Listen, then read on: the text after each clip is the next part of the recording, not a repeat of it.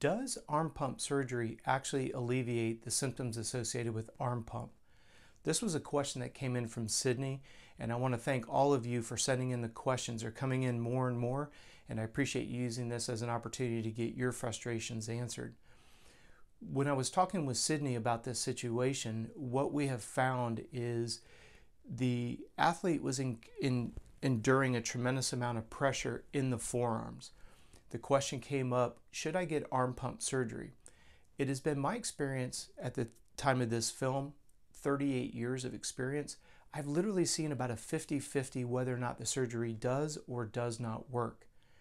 The one thing that you have to keep in mind is anytime the skin is cut, there's going to be scar tissue that is going to be associated with it. If you think about a female that's had a C-section where they cut from hip to hip, notice how there's always that little bump of scar tissue that always tends to be there. Well, anytime that the skin tissue is cut, the scar tissue is going to fill that area. Now stop and think about the wrist to the elbow. This canal cannot expand. So what ends up happening is when you cut that tissue, scar tissue is going to become a byproduct. Now again, I've seen about a 50-50 people have had relief from it, and some it's actually made it worse. So I think you have to stop and think about what is the actual catalyst for arm pump. I've done another video on arm pump. I did a whole series on what it could possibly be. We always say at this, one of the litmus tests that you can run it through is, are you getting arm pump and training on track conditions that are similar to what you're racing?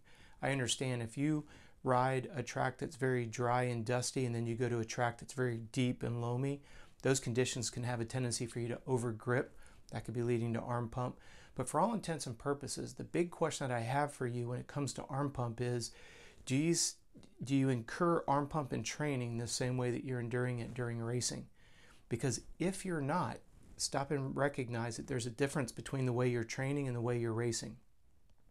That could be maybe you have a race bike instead of a practice bike, and the bike is just a little bit too fast in relationship to what you're training on.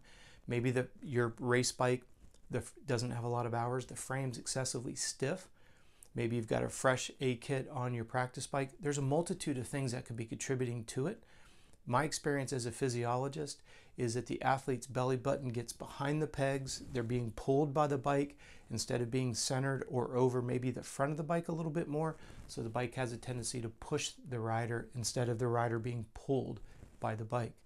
Think about it. Once your belly button gets behind the center of the bike, forearms are the only thing left to hang on. If you're centered over the bike, toes are inward, you're pinching with your knees, you have a nice strong core, lower back, glutes, and legs. Now you're able to stay centered over the bike and accelerate with the bike instead of getting drugged behind. So when it comes to whether or not you should have the surgery, please exhaust everything that could be contributing to it from a physiological standpoint. Something as simple as hydration, where the muscles can slide and glide, can help alleviate arm pump. I've gone through a whole series of videos on this, so please take the time to watch each one of them. I just wanted to answer the question from Sydney, should I get arm pump?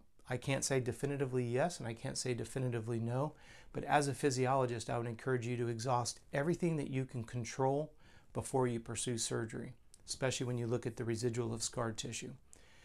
Sydney, thank you for the question. If you happen to have a moto-related question, feel free to hit me and my team up. contact@coachrob.com. We'll take your question and put it into a video so the whole moto community can benefit. On behalf of everybody here at Complete Racing Solutions, thank you for watching, and we'll talk to you again soon.